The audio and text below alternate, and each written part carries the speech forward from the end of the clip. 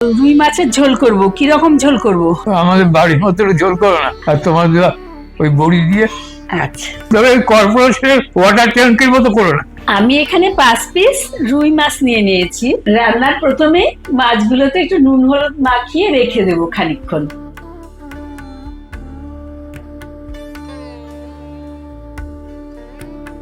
নুন হলুদটা মাখিয়ে ঢাকা দিয়ে রেখে দিচ্ছি। ততক্ষণ আমি রান্নার অন্য কাজগুলো সেরে নেব। আমার আলু লাগবে, আমি 2টো আলু নিয়ে নিয়েছি, এগুলোকে আমি ধুয়ে কেটে নেব। আলুগুলো কেটে নিয়েছি। আর লাগবে বড়ি। আজকে আমি করছি নিজের বানানো বড়ি দিয়ে, এই যে কুমড়ো বড়ি, সেটা দিয়ে।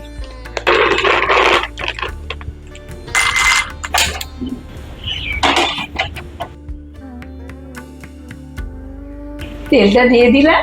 গরম হয়ে গেলে প্রথমে বড়িটা ভেজে নেব। মাছ ভাজার পরে আর বড়িটা ভাজি না, মাছের গন্ধটা বড়ির মধ্যে ঢুকবে, তাই আগে বড়িটা ভেজে নিই সবসময়।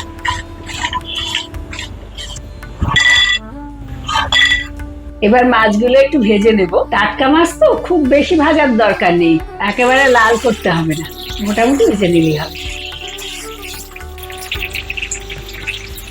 মাছগুলো ভেজে নিয়েছি, এবার তুলে নিচ্ছি।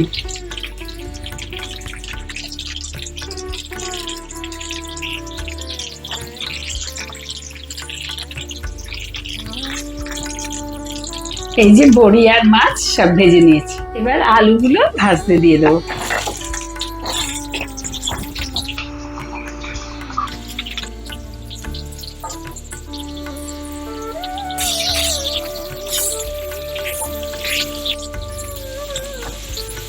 এই রান্নায় মশলাটাই প্রধান, আর এই মশলাটা কিন্তু বেটে রান্না করলেই ভালো। আমরা সবসময় বেটেই রান্না করি, আর তার জন্য আমি একটা মশলা ভিজিয়ে রাখি।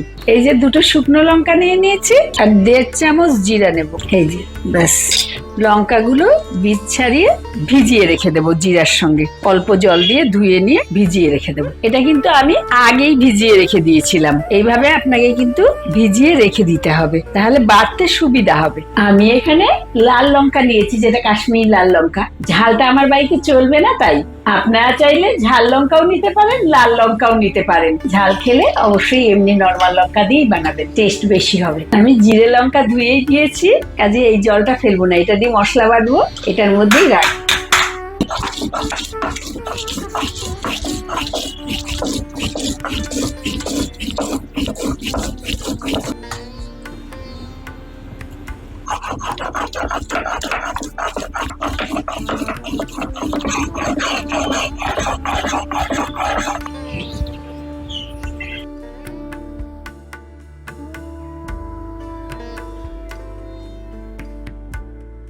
আলুগুলো ভাজা হয়ে গেছে, এবার মশলাটা দিয়ে দেবো, ওর মধ্যেই দিয়ে দেবো, তুলবো না আলু।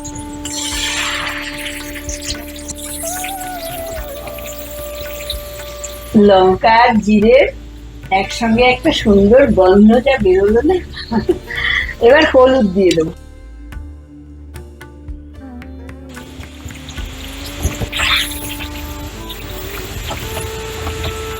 মশলাও কষা হবে, ওই আলুটাও সঙ্গে সঙ্গে নরম হয়ে যাবে, সেদ্ধ হয়ে যাবে।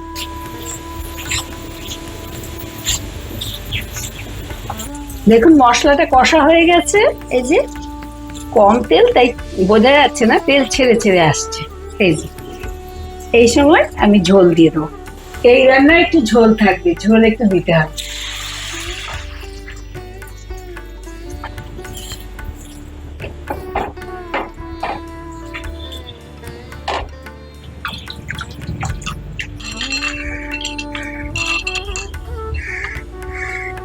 আর 2টো কাঁচা লঙ্কা, আর স্বাদ মতো লবণ। ঢাকা দিয়ে ঝোলটা ফোটার অপেক্ষা করব। ঝোলটা ভালো করে ফুটে উঠুক, তারপরেই মাছ দেব। কিন্তু এই রান্না কিন্তু এখনই শেষ না, আরো এর পর্যায়ে আছে। আর এই মাছের ঝোলটা আমার শ্বশুর বাড়ির একটা ঐতিহ্যবাহী মাছের ঝোল। এই রান্নাটা 2টো পর্বে হয়। যারা পেঁয়াজ ছাড়া মাছের ঝোল খেতে পছন্দ করেন তাদের কাছে খুব ভালো লাগবে। আগেকার দিনে না অনেকেই পেঁয়াজ দেওয়া মাছের ঝোল পছন্দ করতেন না, বিশেষ করে আমার শ্বশুর বাড়িতে তো দেখেছি বেশি পেঁয়াজ রসুন পছন্দই করেন না। শুধু মাখা মাখা কষা কোনো রান্না হলে, কালিয়া ওই ধরনের রান্নাতে দেবে। আমার বাপের বাড়িতে পেঁয়াজ রসুন বেশি বলে আমাকে যে কত খেপিয়েছে আমার দেয়াররা তারা ঠিক নেই।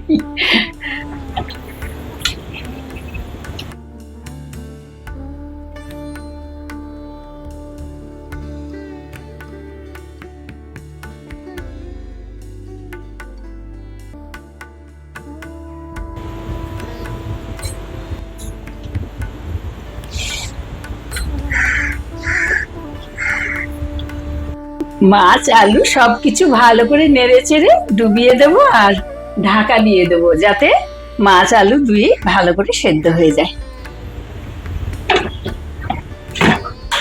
বাঙালি বাড়ির এই ঐতিহ্যবাহী যে ঝোলটা জিরে বাটার, এটার মধ্যে কিন্তু টমেটো বা ধনে পাতা এগুলো কিন্তু চলতো না। আজকাল আপনারা দিতেই পারেন, কিন্তু যেটা আসল রান্না তাতে এগুলো দেয়া হতো না।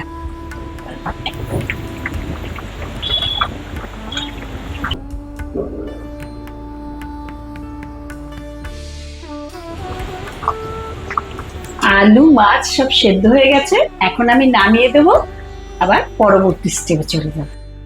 আমি নামিয়ে নিয়েছি মাছের ঝোল। আমি আবার একটু কড়াতে তেল নিয়ে নেব, দিয়ে দেবো শুকনো লঙ্কা ফাটিয়ে দিলাম, তেজপাতা ছিঁড়ে দিলাম, গোটা জিরা।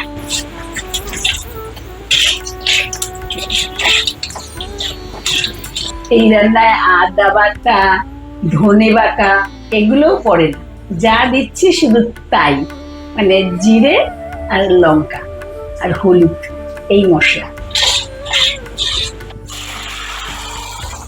এই রান্নার শেষে যদি ঝোলটা পাতলা মনে হয় তাহলে একটুখানি ময়দা গুলে এর মধ্যে দেওয়া হয়, পিটুলি গোলা যেটা আর কি, সেটা দেওয়া হয়। আমার খুড়শাশুড়িকে আমি রাঁধতে দেখেছি, আমি তার থেকেই শেখা, আমার খুড়তুতো ননদের কাছ থেকে বা খুড়শাশুড়ির কাছ থেকে এই ঝোলটা আমার শেখা। হয়ে গেছে, এখন আমি নামিয়ে দিচ্ছি।